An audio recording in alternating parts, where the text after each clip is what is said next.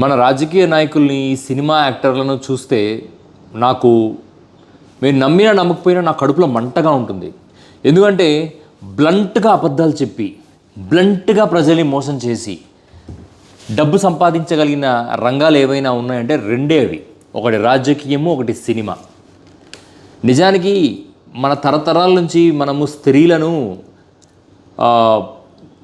వ్యభిచరించే స్త్రీలను ఎస్పెషలీ అవమానకరంగా మాట్లాడుతూ, వాళ్ళని చాలా నీచంగా చూస్తూ, సమాజానికి దూరంగా ఉంచుతూ, వాళ్ళ వల్ల సమాజం ఏదో చెడిపోతుంది అని మనము వాళ్ళని బాధపెట్టాం. కానీ అంతకన్నా భయంకరమైన జీవులు మన చుట్టూ రకరకాల రంగాల్లో డబ్బు కోసం చేస్తున్న నీచమైన ప్రవృత్తులు, వాటికన్నా ఆ స్త్రీలు చేసిన పనులు తప్పు కాదేమో అనిపిస్తుంది నాకు.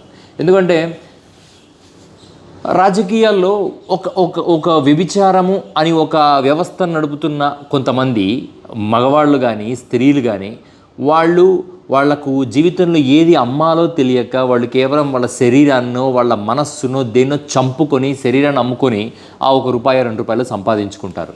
నాకు తెలిసి ఈ మానవ చరిత్రలో వ్యభిచరించి 100 కోట్లు సంపాదించిన స్త్రీలను పురుషులను నేనైతే చూడలేదు. సారీ, ఈ మాటలు మాట్లాడకూడదు, కానీ మాట్లాడాల్సి వస్తుంది. ఎందుకంటే ఈ రాజకీయ నాయకులు, ఈ సినిమా వీళ్ళు చేస్తున్న పనులు చూస్తే వాళ్ళకన్నా వీళ్ళు ఎక్కడ తగ్గినారు, ఎక్కడ తక్కువగా ఉన్నారు అన్న క్వశ్చన్ అయితే నా మైండ్లోనే కాదు, మీ మైండ్లో కూడా రావాలి. తమ సినిమాల కోసం, తమ కులం కోసం, తమ అధికారం కోసం ఈ 2 వర్గాల వాళ్ళు ఎంత కిందికైనా దిగుతారు, ఎంత పైకైనా ఎక్కుతారు, ఎవడి జీవితానైనా కొలగొస్తాడు, ఎవడి జీవితంలో అయినా మార్పులు తీసుకురాగలుగుతారు. పుష్ప సినిమా రిలీజ్ అయింది. ఒక యంగ్ హీరో తన కుటుంబ సభ్యులు అందరికన్నా ముందరికెళ్ళాడు. ప్రపంచవ్యాప్తంగా విజయఢంకా మోగించాడు. అతను మంచో చెడు పక్కన పెడదాం, ఆ సినిమా రిలీజ్ తొక్కిసలాట్లో ఎవరు పోయారు.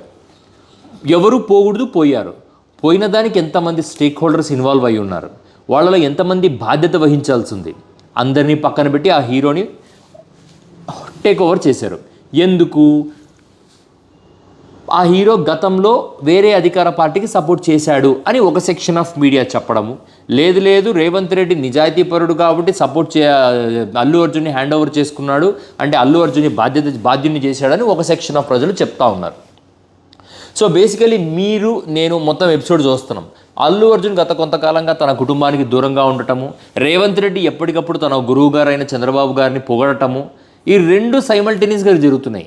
కానీ అల్లు అర్జున్ అరెస్ట్ చేయడం కోఇన్సిడెన్సు, అల్లు అర్జున్ని శుక్రవారం ఎత్తుకురావడం కోఇన్సిడెన్సు, అల్లు అర్జున్కి బెయిల్ రాకుండా చూడటం కోఇన్సిడెన్సు, అల్లు అర్జున్కి బెయిల్ వచ్చినా రిలీజ్ చేయకపోవడం పొద్దున వరకు coincidence, Allu Arjun high court quash petition హైకోర్టులో నడుస్తుండగానే అల్లు అర్జున్ని తకటకా రిమాండ్ చేసి జైలుకి తరలించడం మరొక కోఇన్సిడెన్సు. ఇదంతా జరుగుతున్నప్పుడు రేవంత్ రెడ్డి గారిని మనం ఎందుకు సార్ ఇలా జరుగుతుందంటే అతను ఏమన్నా బార్డర్లో జవాన్ అనడం ఒక కోఇన్సిడెన్సు.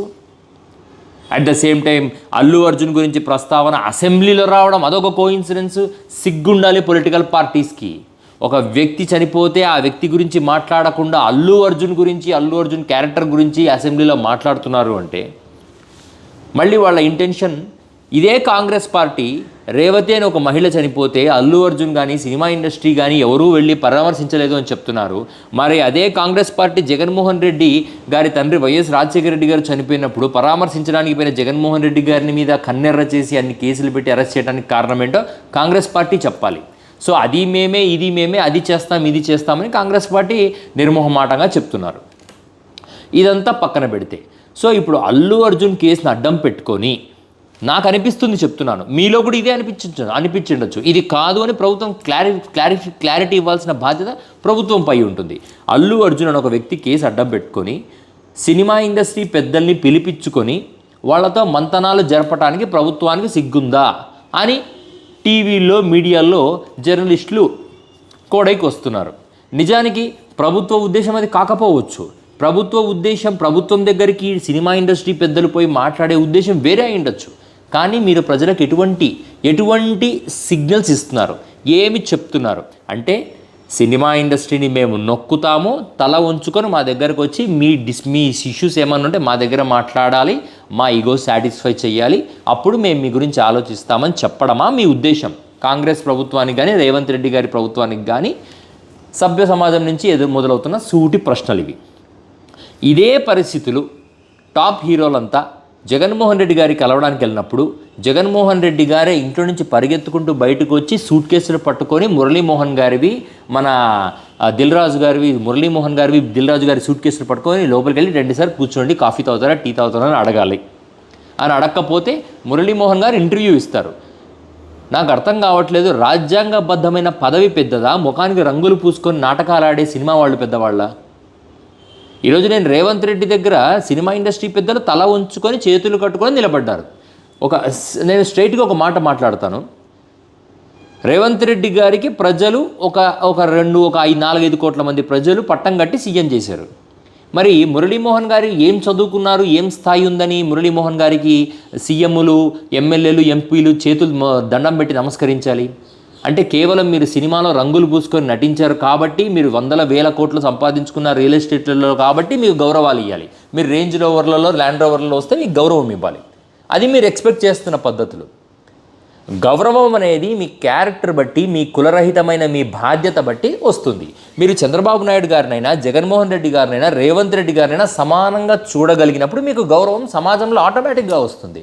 ఆ గౌరవం కోసం అర్రులు చాచి అడుక్కోవటము, సినిమా మీడియా ఇంటర్వ్యూస్లో ఒక కులగజ్జి పిచ్చి లేసిన ఒక పిచ్చి ఛానల్లో కూర్చొని ఒక కులగజ్జితో నెత్తి నింపుకున్న ఒక సినిమా నటుడు ఇద్దరు కలిసి మాట్లాడితే ఇంతకన్నా బెటర్ కాన్వర్జేషన్ ఏమొస్తుంది?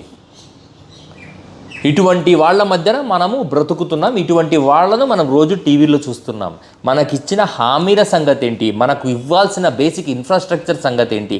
మనకు మెరుగుపరచాల్సిన జీవన పరిణామాలు, జీవన స్థితిగతులు ఏంటి? ఇవి ఆలోచించాం మనం. ఎంతసేపు 2040, 2050 పుట్టినప్పటి నుంచి నేను చూస్తున్న దుర్మార్గమైన విజన్స్ ఇవే. 2020లో ఇలా ఉంటుంది, 2040లో అలా ఉంటుంది, 2060లో. అరే బాబు, నేను చచ్చిన తర్వాత నాకు ఏం జరిగితే నాకెందుకురా? నా సమాధి గ్రనైట్తో కడతావా, పాలరాతితో కడతావా, లేదా బంగారంతో కడతావా? నాకెందుకురా?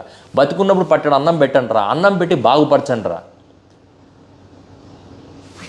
ప్రభుత్వాలకే అర్థం కావాలి. అటు ఆంధ్ర ప్రభుత్వమైనా, ఇటు తెలంగాణ ప్రభుత్వమైనా సినిమా ఇండస్ట్రీతో మనకెందుకు? చట్టం ఉంది, పోలీసులు ఉన్నారు, కోర్టులు ఉన్నాయి, వాళ్ళ పని వాళ్ళు చూసుకుంటారు. మనకు పరిపాలన అనేది ఒక పెద్ద పంచాయతీ ఉంది, అది చూసుకుందాము. సినిమాని వరల్డ్ సినిమా క్యాపిటల్ని హైదరాబాద్ అయితే ఏంటి, కాకుంటే ఏంటి? ఎంతసేపు డబ్బులు ఎంత వస్తున్నాయని చూసుకోవడమే కాకపోతే ఎంత మనం ప్రజలకు మంచి చేస్తున్నాం అనేది కూడా ఆలోచించాలి కదా. అసెంబ్లీలో ప్రజల పక్షాన మాట్లాడాల్సిన నేతలు రేవతి గురించి, అల్లు అర్జున్ గురించి మాట్లాడాల్సిన కర్మ ఈ దేశంలో పుట్టడం అనేది బాధాకరమైన విషయం. మనం బాధపడాల్సిందే ఈ విషయంలో. ఇంతకన్నా దౌర్భాగ్యంలో మనమని బాధపడాలి, డౌట్ ఏం లేదు.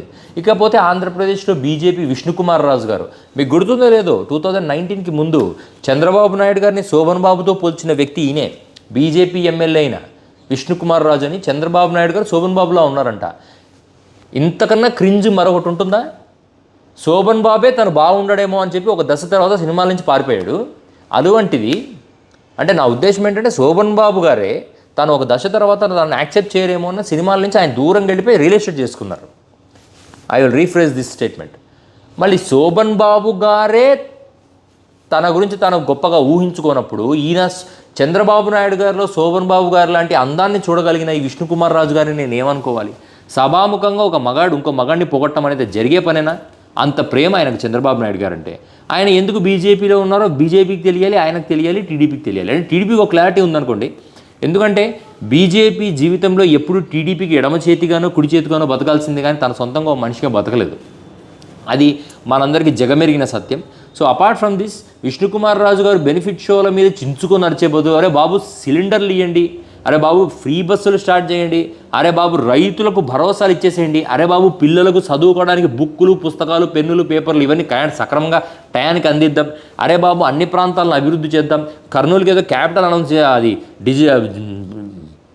హైకోర్టు బెంచ్ అనౌన్స్ చేసాం, దాని పరిస్థితులు చూద్దాం, దాని గురించి ప్రజలకు ఏదైనా అప్డేట్ ఇద్దాం. లేదు, ఇవే వద్దు మనకి ఇంతసేపు బెనిఫిట్ షోలు కావాలి, సినిమా ఇండస్ట్రీ పెద్దల గురించి మాట్లాడాలి, డబ్బు, గ్లామరు, మగువ, మద్యం, ఇవేనా ఎంతసేపు రాజకీయ నాయకులకు? ఈ వీడియో కంక్లూజన్ చెప్తాను. మనలో ఈ వీడియో చూస్తున్న ఎవరైనా సరే ఇంకొకసారి ఎవరైనా వ్యభిచరించే ఆడవాళ్లను దయచేసి తిట్టబాకండి. ఎందుకంటే వాళ్ళని తిడితే మనకు పాపం తగులుతుంది. ఎందుకంటే వాళ్ళు కేవలం వాళ్ళ కడుపు నింపుకోవడానికి చేస్తున్న దుర్మార్గం అది. కానీ ఈ రాజకీయ నాయకులు సినీ పెద్దలు అన్న నేను సినిమాలో వ్యభిచరించే ఇటువంటి మానసిక వ్యభిచారం చేస్తున్న అందరికీ ఈ వీడియో అంకితం. డబ్బు కోసం ఎంతకైనా దిగజారకండి. మీకు దిగజార్చిన రాజకీయ నాయకులు మీరన్నా కనీసం విఘ్నత వ్యక్తిత్వం ప్రదర్శించి గౌరవంగా స్థిమితంగా స్థిరంగా బ్రతికి ప్రజల పక్షాన్ని నిలబడండి. మేము సినిమా వాళ్ళ మీద కక్షో ప్రేమో చూపించమని మేము చెప్పట్లేదు. వాళ్ళ బ్రతుకు వాళ్ళు బ్రతుకుతారు, వాళ్ళ కథ వాళ్ళు చూసుకుంటారు. వాళ్ళని ఎక్కడ ఉంచాలో అక్కడ ఉంచండి, మీరు ఎక్కడ ఉండాలో అక్కడ ఉండండి. ప్రజల మీద ఫోకస్ పెట్టి మీరు జీవిస్తే 10 కాలాలు ప్రజల మధ్య ఉంటారు.